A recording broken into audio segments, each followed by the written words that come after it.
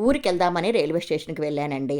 అక్కడ మైక్‌లో అనౌన్స్‌మెంటు అపరిచితుల వద్ద ఏమీ తీసుకోవద్దు అని. అలా అన్నారని నేను టికెట్ తీసుకోలేదండి. మళ్ళీ నేను టికెట్ తీసుకోలేదని 100 ఫైన్ వేశారు. ఏంటోనండి ఈ సమాజం ఎటు వెళ్ళిపోతుందో అర్థం అవ్వట్లేదు నిజంగా. చెప్పేదొకటి, చేసేదొకటి. నా పక్కనే కూర్చున్న తల్లి కూతుర్లు ఇలా మాట్లాడుకుంటున్నారండి.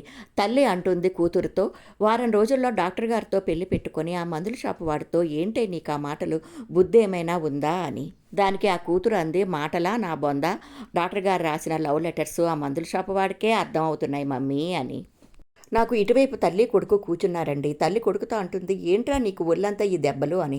దానికి కొడుకు, ఈరోజు మా టీచర్ గారు గీత ప్లస్ అంజలి ఏ సంధిరా అని అడిగితే మా పక్క సందే అన్నాను మమ్మీ, దానికి నన్ను శుభ్రంగా బాధేసింది మా టీచర్ గారు అని బేరమన్నాడండి ఆ కొడుకు. మనం హ్యాపీగా ఉండాలంటే మనమే కాదండి, చుట్టూ ఉన్నవారిని కూడా హ్యాపీగా ఉండేటట్లు చూసుకోవాలి.